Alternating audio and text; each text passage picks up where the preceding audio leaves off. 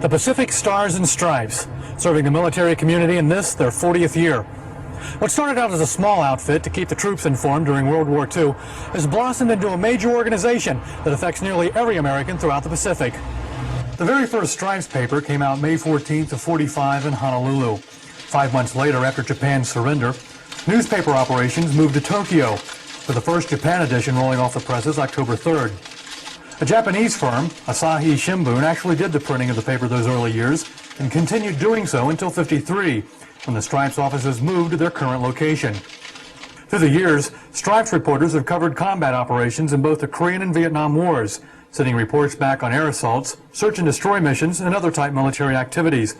In doing so, the Stripes lost reporters in both conflicts.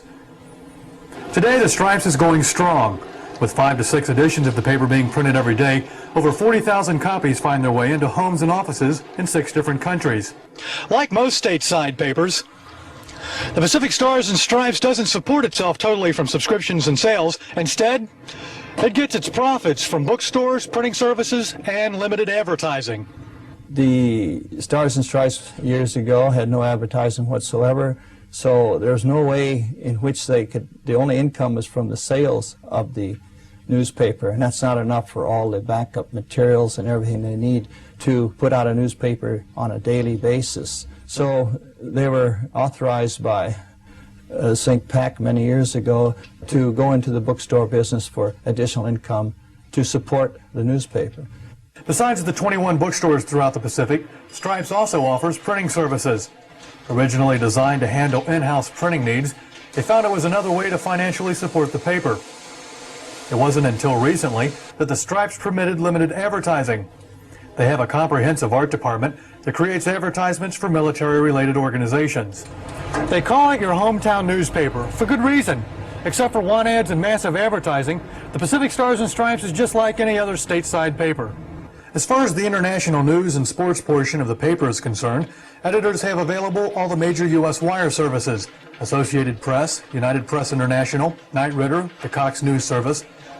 They also receive newspaper support from the New York and LA Times, Washington Post, and several local Japanese papers. Stripes covers Pacific area news itself, with reporters and photojournalists assigned to news bureaus in each country. Working with host country and U.S.-based public affairs offices, they track and report news and feature stories from all over the Far East. Staff writers use portable computers to write their stories in the field, and then use electronic modems to send their finished product to Tokyo for printing. Being a government paper, many believe that the editors censor the news before it's printed, but it's just not true. There's a fine line that not only does our audience may have a perception of news management or censorship, which is strictly prohibited by regulation, but we also run that with our civilian editorial staff by the virtue of the fact that I wear a uniform and I say, that's a bad headline. They immediately look at me as though, is this censorship? Is this news management? And it's not, it's a professional judgment. Another reliable source of information for writers is the Stripes Library. They have a standard book and periodical section like conventional libraries, but also have a newspaper section with photos and story clippings from practically every article written in the last 40 years. International photo support is provided by photofax machines that utilize phone lines. A typical picture takes approximately 15 minutes to be completed. Photography for local news is done by staff photographers and writers. They have a complete studio setup for special projects and darkroom facilities to process and print their own film. And while the editors have all these sources available, squeezing them into 28 pages can be tough. Newspaper editors, quite naturally, carry a lot of responsibility. Deciding what's news and where it's going to go in the paper is a major undertaking. And with 40,000 readers, you've got to remember to remain objective. Their day begins around 4 in the morning. They review the day's news coming off the wire services via computer terminals and decide what stories to put in the paper. They then select photos to augment certain events.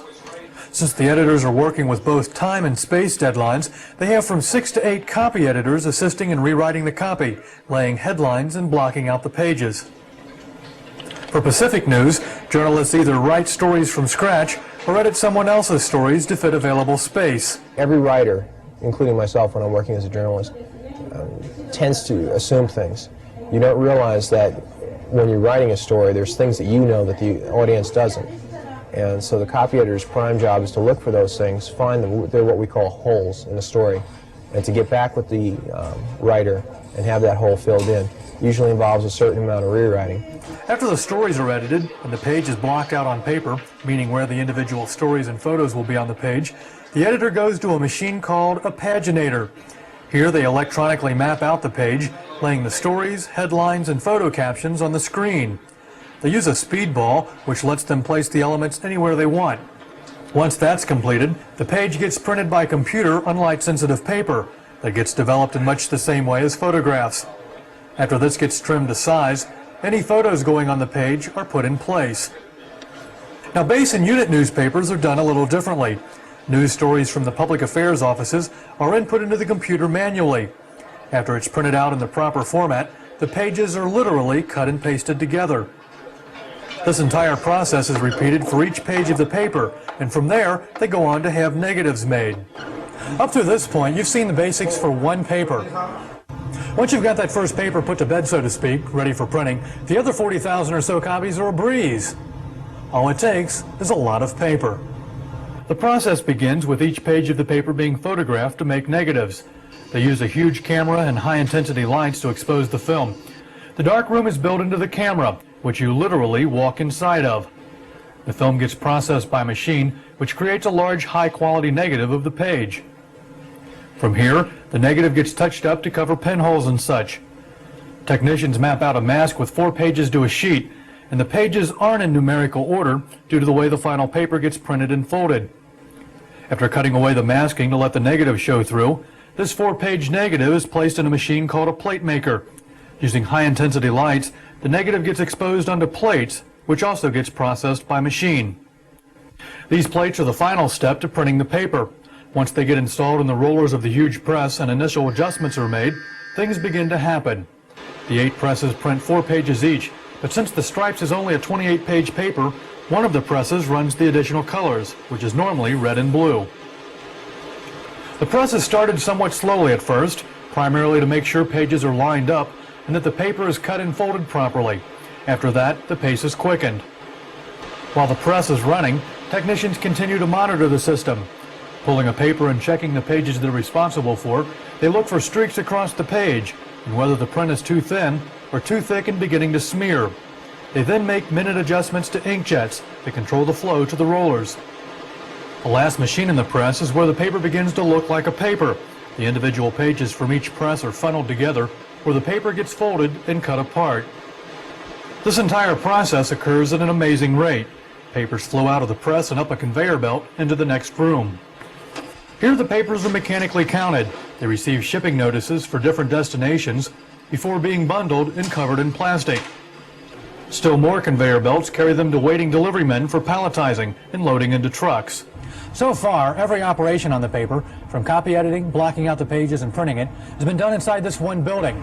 Now, you'd think that delivering a perishable product door-to-door across several continents would have to be quite an organized affair. Well, the Pacific Stars and Stripes delivery system is just that. Utilizing trucks, trains, aircraft, and lots of paper boys and girls, the paper finds its way into your home. The method of shipment depends on where it's going. Destinations outside of Japan go by commercial or military aircraft. Once they arrive at the airport, the papers are weighed, wrapped, bundled, and loaded on aircraft for the next flight out. Each destination has an area distribution office. Once the papers arrive there, delivery crews and routemen break down the paper bundles. Each base is divided into routes, with a number depending on the size of the base and the number of subscribers in each area. Each member working in the distribution complex has a number of paper carriers, coin drop boxes, and base facilities to deliver to, and has to physically count and rebundle the papers for each. 15 to 20 minutes after the papers arrive, the routemen are done and are ready to start their deliveries. Now, everything done in the delivery process is with speed and swiftness in mind. Drop-off points are tracked on maps to eliminate return trips, and when machines are filled, the change hoppers are emptied but are counted later so as to not delay the paper. Drop-offs inside base exchanges and other facilities is usually quick and simple, although inventories to track the number of papers delivered and sold must be completed. Most routemen have several news carriers to deliver to, primarily because more carriers get the papers into the home sooner.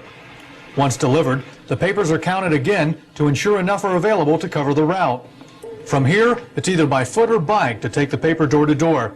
Carriers are required to deliver the paper within a certain time after receiving them, and in almost all cases, are completely distributed within 2.5 to 3 hours after arriving on base.